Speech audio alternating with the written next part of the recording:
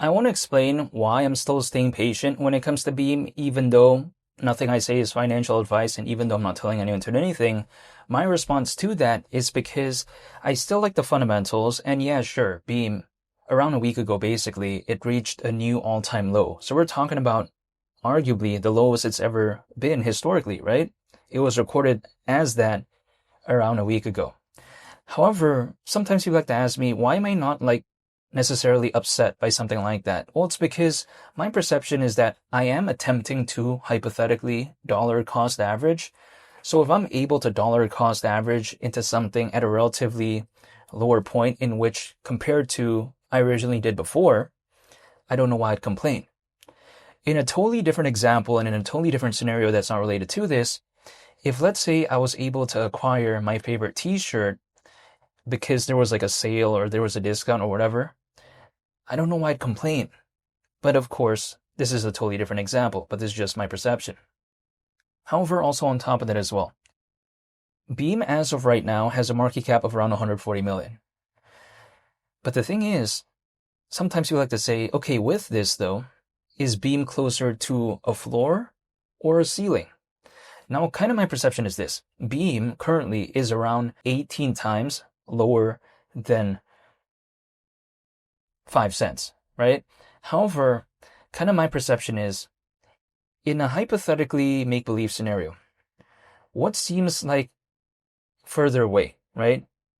That or Beam going 18 times lower approximately than where it is as of right now.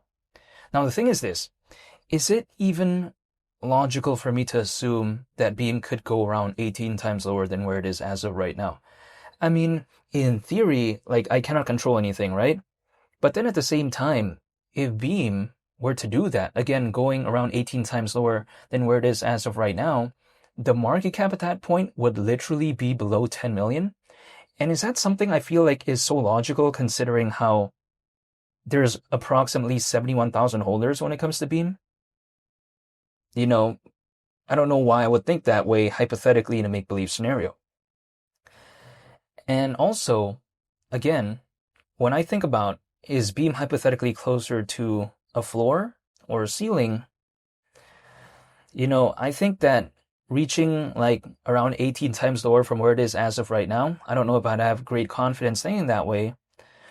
So it seems to me, at least, that the floor just seems a little bit far in my perspective, right? At least in my mind. I'm not saying in reality, I'm not saying in any sort of perspective. I'm just saying in my personal mind, that's my kind of point of view. I mean, who knows? Again, right? I mean, I cannot control this in any way. Keep in mind, I'm just one individual. There's, again, around 70,000 holders when it comes to Beam. I cannot affect anything. Beam either wants to go down or whatever. It's going to do it with or without me. Also, this space, it's going to continue its journey with or without me. There's over 600 million owners within this space. I'm just one individual. I can't do anything about this. But personally, for me, when I take a look at this, I just like to be waiting for something as opposed to not. Because I will be living my life anyways throughout 2026, whether I'm holding or not, right?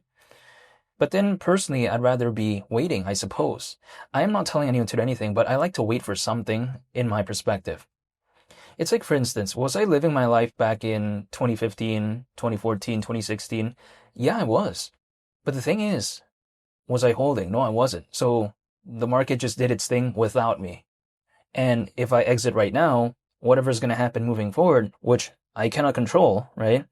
It's going to happen with or without me.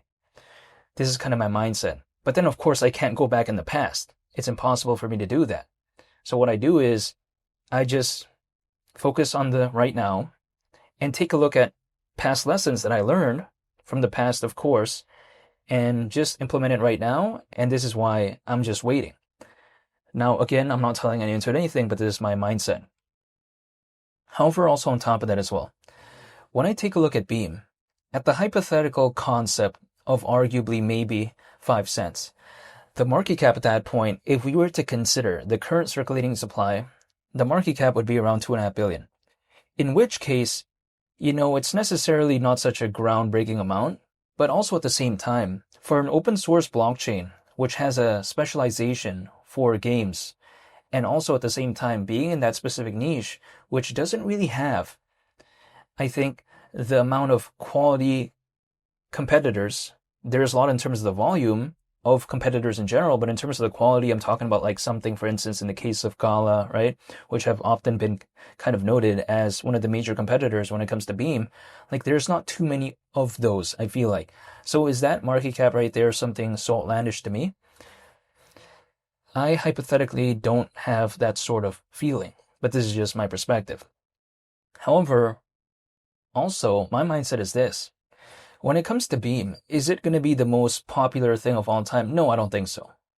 But also at the same time as well, if I take a look at it, people like to tell me that, okay, within this specific niche, right, is there any good quality projects yet in terms of actually creating sort of this vibe of, like, for instance, if I take a look at just outside of this space, right, in terms of games, I take a look at Batman, I take a look at Spider-Man, those are actually pretty high quality in my perspective, like actually very high quality, right, in my mind. We haven't really seen that within this space. But then as a result of that, people like to say, well, why would I care, right? Like, I'm not saying this on anyone's behalf, but people like to ask me why I care, so I'm going to respond. It's because I hypothetically want to be a part of the journey in case something maybe were to occur, right? Because, okay, this space as of right now, in terms of that specific niche, in terms of the quality of, let's say, the games, arguably it's not the best. But then let's say if we take a look at games 20 years ago, it's completely different than right now, right?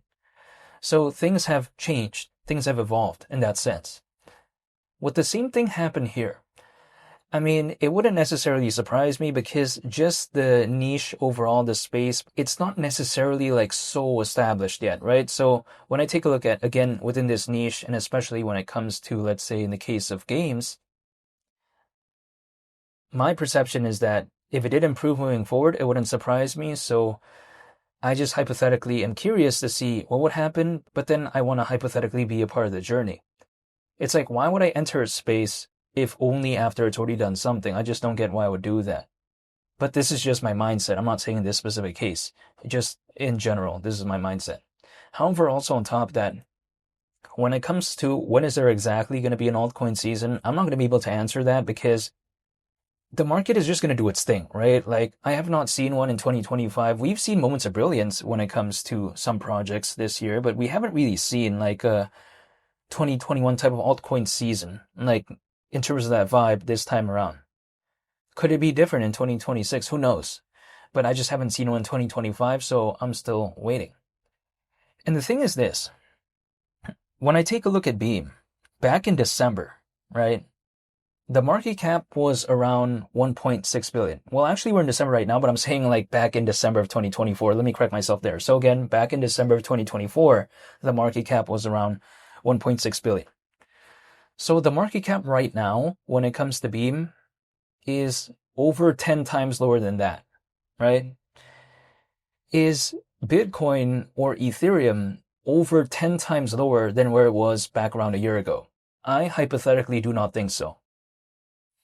This is my mindset. So if things could, for whatever reason, in a random make-believe scenario, only go back to where it was back in December 2024, my kind of perception is that, hypothetically, I don't know why I would hypothetically want to choose something that is not approximately over 10 times lower than where it was back in December of last year. When it comes to Beam, I'm not only holding this, I'm holding other projects too, because I'll never know what's going to happen. But then in the meantime, I am still staying patient, I am holding, and that's pretty much about it. Now, personally, I am dollar cost averaging once a month. I'm not telling anyone to do anything, but that's just what I'm doing. I'm not doing any more or any less. That's it. Who knows what's going to happen, but personally for me, I'm just curious to see what could happen, so I'm just still waiting. But yeah, I could easily exit though, right? But I just haven't done that because I'm a little bit curious. But who knows, only time will tell. And yeah, that's pretty much it. I want to say thank you for watching. I hope you all have a very nice day and happy holidays.